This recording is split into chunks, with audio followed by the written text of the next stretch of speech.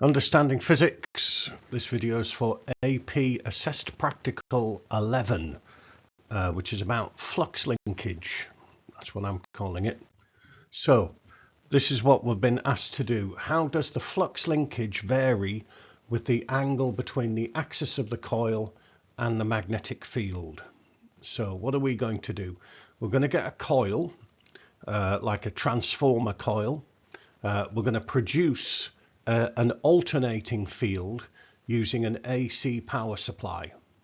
Okay, and then we're going to measure the amplitude of the induced EMF produced using a search coil. Now, we're not going to produce a DC field because then the search coil won't work, because the field has to be changing to induce an EMF. One way you could do it is to produce a DC field, a static field, and use a thing called a Hall probe. That is a possibility, but it is better to do it this way, to use an AC power supply or a signal generator and then use a search coil. And then basically it's like a transformer. The coil producing the field is your primary, and then the search coil is the secondary, and it's just basically a transformer.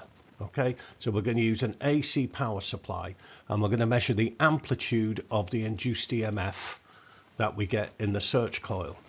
And then we're going to change the angle between the axis of the search coil and the field. Okay, a little bit complicated if you haven't seen this before, but once you see the equipment, you know, it'll start making sense. So we're going to have a coil. This is my transformer coil here. Yes, that's going to produce the field.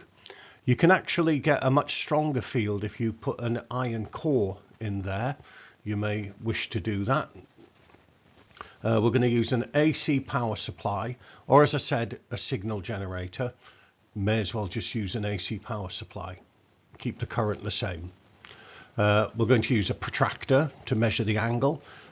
These are my search coils here, and it's just basically like a little coil on the end of a plastic rod. And you can have it so that the axis of the coil is like this, or you can have it so it's the axis of the coil is like that. Depends what your teacher gives you. Okay, and then we're going to use an oscilloscope. And don't panic, there's lots of buttons. I'm going to talk about oscilloscopes and how to use them. I think it's on the next slide. And then you need some kind of a connector to connect this thing here, to connect your search coil to the oscilloscope. So this is the equipment and a load of leads as well you'll need. Now, this is the oscilloscope. If you've not used an oscilloscope before and you see all these buttons, then don't freak out. It's a lot simpler than you might think. Basically, an oscilloscope is a voltmeter, and you've got a little dot, and it goes up and down, and the bigger the voltage, the more it goes up and down. Okay, it's a voltmeter, but it also makes the dot move from side to side, from left to right, so it plots a graph of voltage against time. So an oscilloscope shows how a voltage varies with time, and we can use it to measure the amplitude of a signal, which is what we are going to do, and you can use it to measure the period, and then you can work out the frequency of a signal. Very often it's just used to look at the trace, to look at the waveform of a signal. The buttons that we need to worry about. Now, we don't need to worry that there's actually two input channels, channel 1 and channel 2. We're only going to use one channel, so forget channel 2, don't need all that stuff there. So we just need channel 1, and this here is volts per division, and that is vertically. So vertically, volts per division. Pretty self-explanatory, yes. The more volts you put in, the higher up the dot goes. If it's on 1 volt per division, then for every volt you put in, it goes up 1 division. Yes, we're not going to use the variable, or if you do touch the variable, just have it on calibrate. Yes, but then don't touch it, because we're going to be using that to measure the amplitude of the signal. There's the input. You want it on AC because the voltage that we are going to produce is an AC voltage, and that puts the trace in the middle of the screen. Yeah, so we want it on AC, and there's the connector there, so we can connect it to our search coil. So volts per division, we want channel 1 only. So if there's a switch to get it just on channel 1, you can actually look at 2 signals at the same time. Yeah, if you have channel 1 and channel 2, like a dual oscilloscope. The other button that we're really worried about is the time base, and this is the time base, and it's the time per division horizontally. So if you're on, let's say, 1 millisecond per division, then it takes a millisecond for the dot to move horizontally. Yes, 1 division. Okay, so therefore you can measure the period, which we're not going to do in this experiment. But like looking here, the period is from there to there. Yes, because this is against time, and that's about 1, 2, 3, 4, 5. So if you're on 1 millisecond per division, the period would be 5 milliseconds. Basically, don't panic, and no matter what buttons you press on here, you're not going to ruin it. And just have a play with the oscilloscope, get to use the oscilloscope. If you do engineering or electronics or physics at university, you're going to be using oscilloscopes all the time, and you should get to know them. And you won't break it if you twiddle knobs and you press buttons to see what will happen. You might have to ask the teacher to come round and kind of put it back where it was afterwards if you can't get it to work, but you won't ruin it, although they are very expensive. This bit here we're not worried about, that's called the trigger. If you want to actually get a trace on the screen and hold it there, then under certain circumstances it takes a photograph of the trace. Yeah, you get also things called storage oscilloscopes, which are very, very useful. But all we're worried about, I've talked too much, is volts per division, and we're not changing the frequency, so we're not actually bothered about the time base either. Have a play with the oscilloscope. They're good fun. I like oscilloscopes. Okay, so now different ways of doing it. You come up with your own genius way of doing it. This is a suggestion.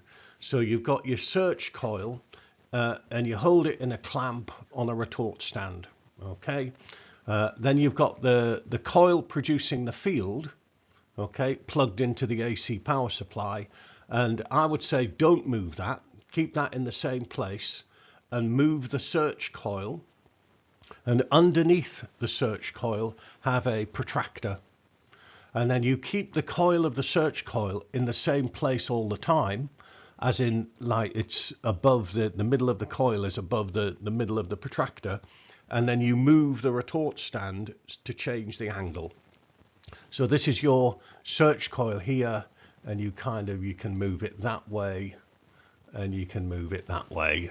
Yes, and as long as that bit there stays in the same place. Okay, and looking at the diagram, you'll see that the amount of flux going through the coil will change as you rotate the coil about the axis of rotation being that point I've marked. That's my suggestion as to how to do it. You may have another brilliant plan.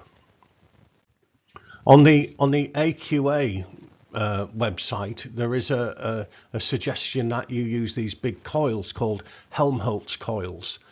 That's great. If you've got if you've got a big class of 20 students, then what you're going to do, you're going to need 6 or 7 of these.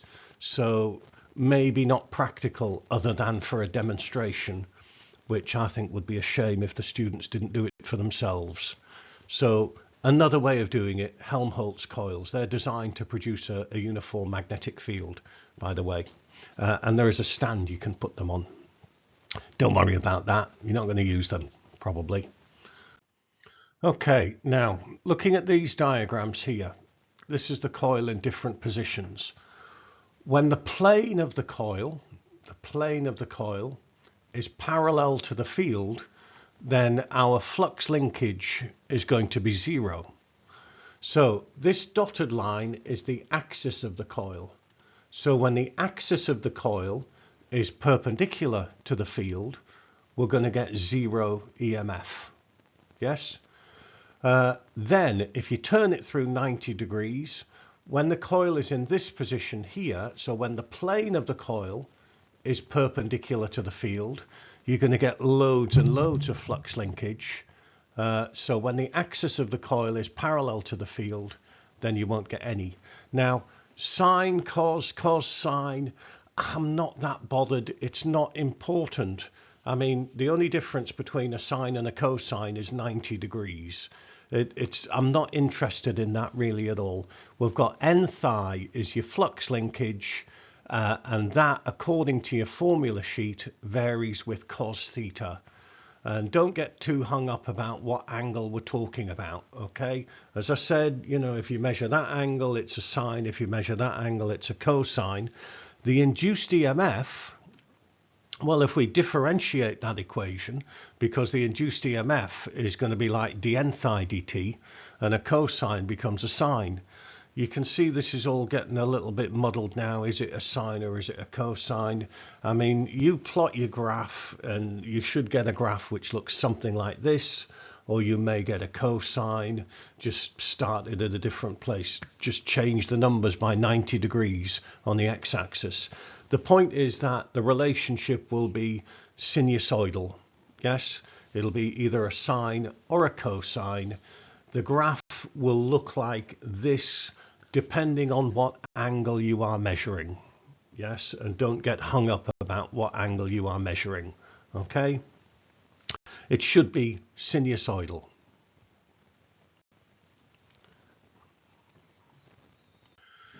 These are the bits that we're supposed to be ticking off. The first few are pretty straightforward. Just take measurements, use digital, this, that, and the other. This last one here, use a signal generator and oscilloscope. Well, we're certainly using an oscilloscope. Do you have to use a signal generator? Well, in an AC power supply, I suppose that's a signal generator. I mean, I wouldn't use one just for the sake of it. But we are using an oscilloscope, and we're using the volts per division. We're not necessarily using the time base.